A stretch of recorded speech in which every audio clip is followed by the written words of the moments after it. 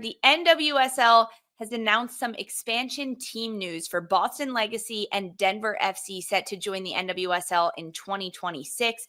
So some roster building assets, some intra-league loans. So after no draft, no college draft, no expansion draft, that has already reshaped the NWSL with everyone being a free agent. But now the league is talking about some roster building assets for how these expansion teams are actually going to build out a player roster, because mainly before it was an expansion draft. So some breakdown of this for you guys. Both Denver and Boston, who are set to join in 2026, they will receive $1,065,000 in allocation money, 50% of those funds provided by the league.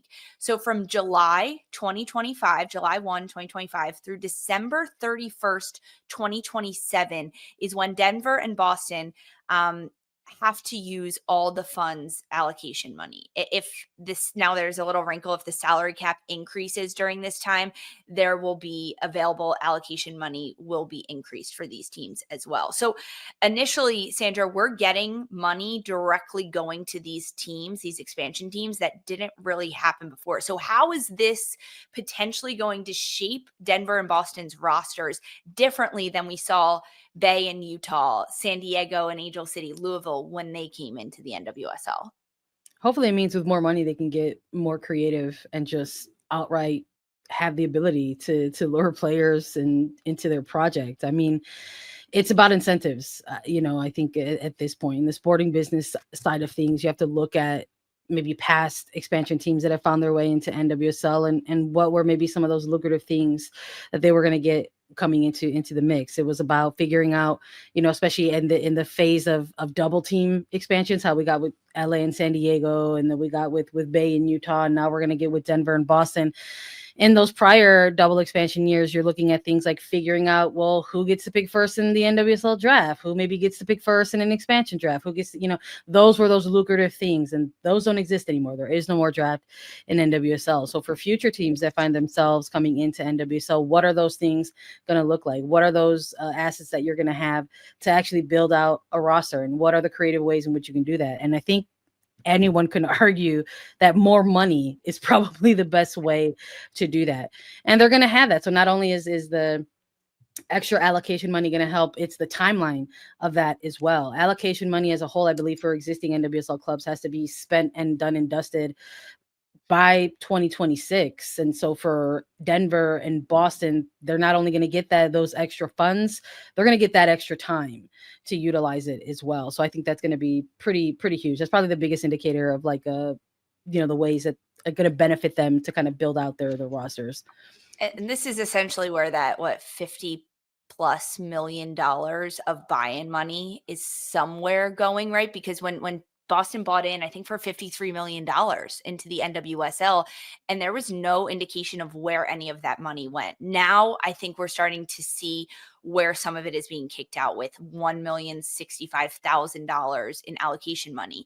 But that's just an allocation money. The league also announced that they're giving Denver and Boston, the two expansion teams, $605,000 threshold for 2026 in transfer money. So an additional $968,000 from January 1, 2025, which has already passed, until the second transfer window in 2026, which is August about. So that is just $605,000 threshold for that, plus $968,000 extra. Now, if they go over that, it's a 25% charge towards the team's salary cap, which is quite steep. I always think I get hit on the 3% credit card charge, and now we're talking a 25% charge in this. Aaron, when you look at some of the top transfers in NWSL, of course, there's Naomi Girma, $1 million transfer out of San Diego into Chelsea, but Rachel Kundananji, $788,000. Barbara Branda, $740,000. Is this $605,000 and then the $968,000 enough to build a great team? I don't think it's enough to build a great team. I think it's enough to build a team that can sit middle of the pack, maybe make playoffs to start. I think it's enough to not embarrass your team when you first start, but I don't think it's enough to build a great team. I really don't. We're starting to see, and rightfully, player values are starting to raise. We've seen a $1 million transfer, and I think we will see it again in the next few months. I think that player values are rightfully starting to rise, and that is not quite enough to build a team that like competes with the top of the table. But it does get you in the door and say, hey, you're not going to embarrass yourself in the first season if you allocate this money properly. Every single team that comes into the league, though, is like, we want to win, right? Obviously, as they have to say that, right? What fan base or players want their ownership to say? We just want to be middle of the We're pack. just happy to be here. You want to compete. I think this is a step in the right direction. I am very interested to see how Boston and Denver actually start creating the makeup of their roster, because they could already start as of right now, right? It's from January 1, 2025 to the start of 2020, or to like August of 2025. There is no salary cap for these two teams. So any player signed during this period has to have a net zero salary cap, right? They could go on loan to another team. They could be on SEI. There could be a number of different things there, but we could technically see these teams already signing players. We haven't yet. Don't worry, guys. We will cover it right here on A3 when Boston and Denver sign players. So that was one wrinkle of the news that NWSL dropped. They also announced intra-league loans effective immediately. So NWSL players can now be loaned out to any other teams within the league. There must be consent, though, from both teams, of course, and from the player that is going on loan. There is a max of 3 players from any single team in and 3 players out to any single team. You can have no more than 12 players combined in and out on loan at any given time. Sandra, this is a whole other wrinkle in the NWSL. It is brand new. How could we see this potentially play out? I hope we get to see it ASAP. I mean, you know, it's going to depend like when everything kind of gets done and dusted. And I'm sure front office executives are also like trying to filter through all this with a fine tooth comb and just see where exactly their needs lie and how they can match with this new kind of incentive. So I think this is one for all clubs. It's not just for Denver and Boston. I'm sure the expansion teams are going to think of ways to utilize that as well to kind of build out their roster throughout the course of a long season. But I think for any teams in NWSL who maybe find themselves middle of the pack or maybe even lower to middle of the pack will want to try to utilize this mechanism if possible. I mean, I feel like every week we're on here talking about how first year players, rookies specifically, are having an impact for their teams. And for a lot of these rosters across NWSL, it's one, it almost feels like one per club. That doesn't mean that that's just one rookie on those rosters. Maybe there's others across those rosters who aren't getting those minutes, and maybe they could get those minutes in another club. But all of the opportunities all have to align, right? This isn't just like intra-league loans for all, but that doesn't mean that they're always going to come to fruition. There's a lot of things that have to align. It has to work out for the player. It has to work out for club. It has to, fit in with the money and the budgeting. So like, I'm very curious who will be the teams that will make this kind of first move going forward. So in the past in NWSL, we've seen players like Vanessa Gilles, the Canadian international defender from Angel City, go on loan to Lyon. We've seen Alex Morgan go on loan. We've seen Sofia Huerta, the defender from Seattle. She was on loan this past year, but those were all out of NWSL. This new rule is basically saying that we could see NWSL teams put players on loan for the remainder of a year or a season, for multiple years, right? You could have a multi-year loan technically based on how things go, which opens up the door for players to transfer all over within the NWSL. I think this benefits the players a lot because they have the opportunity now to go to a different team that's maybe playing a system and a style that they're going for. I mean, this is just off the top of my head, but North Carolina Courage, they started this year and they built their roster based on playing a 4-3-3 or even a 4-4-2 at times, with having 7 and 11 players up top, which are high, wide wing forwards. they don't really play that way anymore. So we're seeing playing time down for someone like a Tyler Lucy, who went to that club to play in that specific role. Now she's still getting time. She's still playing there. This is just an example, but she could now transfer to another team within the NWSL that needs an 11, that needs a high, wide winger to truly benefit her.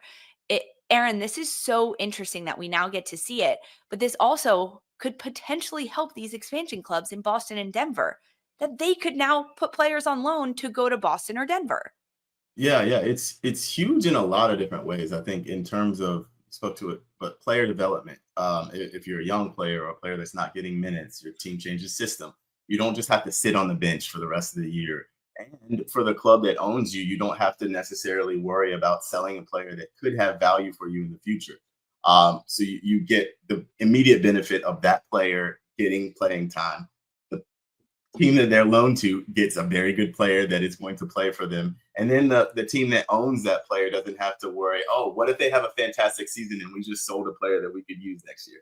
All of these things, you talk about young players that come into the league that may not have a spot at their home club. Maybe they get loaned to an expansion club like Denver or Boston. It helps these two expansion clubs build their rosters without necessarily having to spend massive money in certain areas. We talked about how much money that really is for the allocation. This spreads it out a bit because now you can take players from around the league without having a big upfront cost and without having a long-term commitment to them while you're trying to figure out your club. So a team that gets a player on a loan, they get that player, right? They get more playing time. They also have to pay then for their salary. What about, Sandra, the team that is giving that player up to go to that team? What's the bonus for them? I think to Aaron's point, there were a little bit of layers to, his points in the answer to your question, Lisa. It's all going to boil down to kind of those fine those fine points of the budget. I think when you're looking at the biggest thing, it's always going to come down to money. The team that's going to pick up the player, that's going to be the loanee, they're going to be on the hook for any amount of salary and bonuses for said player that goes on the loan. And I think with some of what we were talking about earlier with, the transfer fees and all of the allocation money, and for the Denver and Boston teams who are going to get not only the extra money, but the extra timeline with that. If you're an existing NWSL club team and you are also trying to maybe make some transfer window moves, maybe you need to offset some costs, and maybe you do need to loan out a player, and you need another club to absorb whatever money or salary or bonuses that is in order to make the kind of in-season move that you do want to make.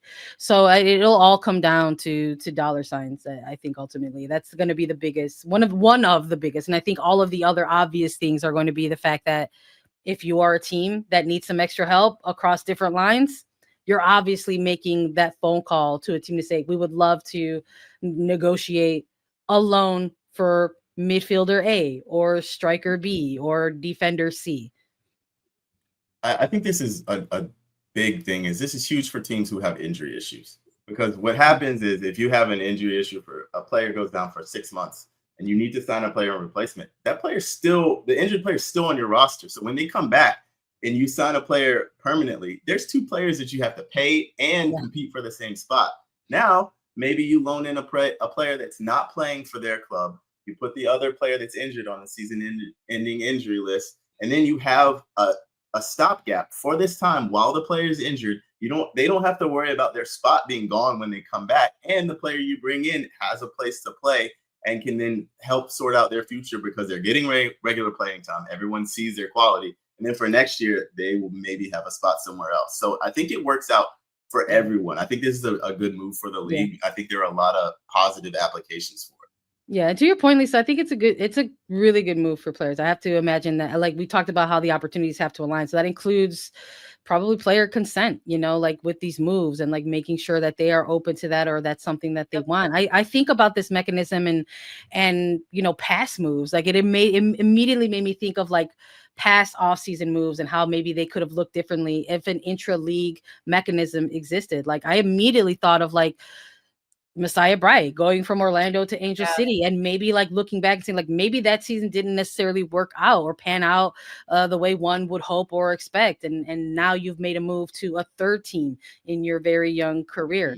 So it's like maybe something like this could exist. I mean, and for players to say, hey, maybe you never know if the grass is greener on the other side, but you can find out for a little This is your bit. chance at to least. try it, right? Leave that gate open so you can come back over after you check it out. That's right. You could just be like, never mind, Mom, I want to come home. Pick me up. Right. I don't like you here. I'm gonna go help. How realistic is it that we'll see this year? Because it is effective immediately right now, but you have to get approval by the league, approval by both clubs, of course, and approval by the player. It requires the consent of the loaned player. Aaron, is it realistic that we could see this year? 100%. I think with the length of the season, as many injuries as we always see through these seasons, and then you have a summer tournament in the Euros.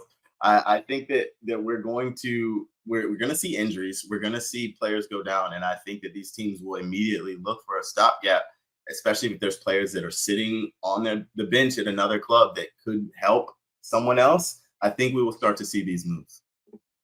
Would a player want to move? I'm thinking about someone at, say, Orlando Pride or Kansas City, top teams that are training every single day with the best players in the world, Temwa Shawinga, Dabinia, Bia Zenarad, Lola Banta.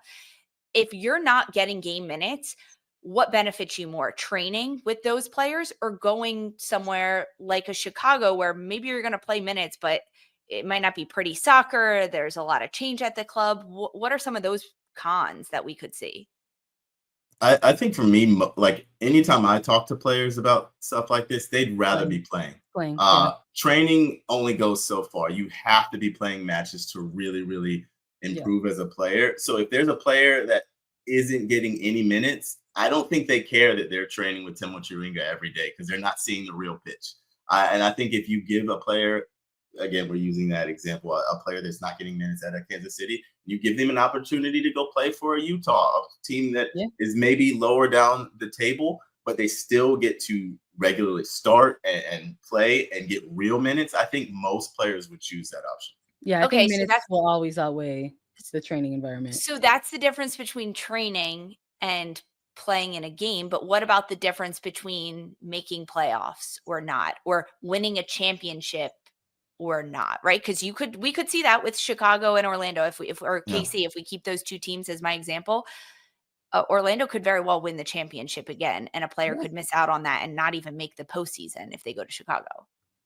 Yeah, I mean, I think this is like the options just open up because you get to see you have to weigh the pros and cons because if you're a player playing 0 minutes and you maybe get to get a ring at the end of it, or you maybe get to play 10, 12 games and not worry about playoffs, but you still got the experience for that season. It's the trade-off. It's what do you want for yourself? What's best for you?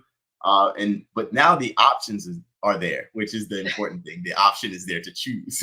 You're still getting the ring, like even if you're not there for the last 6 weeks of the season. Like even if you're not with that team that goes and wins, you're still getting that ring. And so, like, why not get both? Like, get those playing minutes. I think it just really also depends on team to team. I think maybe you look at Utah. And you look at a player like Ali Sentnor, who's obviously become the undeniable face of that team right now. But this is going to be year 2 of another, moment in the franchise where it doesn't look like they're really even getting a sniff of the playoff. That midway point of the season is coming up in 2 weeks. So what do you want the second half of your season to look like? And if you're Utah, maybe that could be a mutually lucrative thing. Maybe there's a player that goes the other way. Maybe there's a player loan swap. Maybe Sentner goes to Orlando and maybe they get another player out. Don't put that evil on me, Ricky Bobby. Don't you I would love to see it. It would be you do not need Ali Sentner. if you're Orlando and you are still up at the top of the table, upper half of the table, and you're still considered an elite team, but playmaking and goal scoring has been kind of hit or miss this season, why wouldn't you try to shake things up a little bit. And I think that's going to be something that we see kind of come to fruition as well. Like, who are the teams that are actually going to find themselves wanting to tap into this mechanism immediately? This is where smart GMs and I'm warding off that evil, Sandra. Don't put that in the universe. Okay, what if it's Gotham? Okay, yes, we will accept that. Yes. We will accept that. The NWSL VP of Player Affairs, Stephanie Lee, she did have a statement about this, saying that the introduction of the Intra-League loans, quote, available to all teams, adds greater flexibility and opportunity for player development and strategic roster management league-wide, which it absolutely does. So these Intra-League loans, they're effective immediately. You do need player consent. They can occur anytime during the season prior to the close of the secondary international transfer window, which is the beginning of August. So no, a team can't be headed into playoffs and need some players and want to get someone right before that happens. There's also no rule as of right now. I imagine this would be between team and team contract that a player could not play against their former team. That would probably have to be on an individual contract basis because there's no rule written for it right now per the NWSL.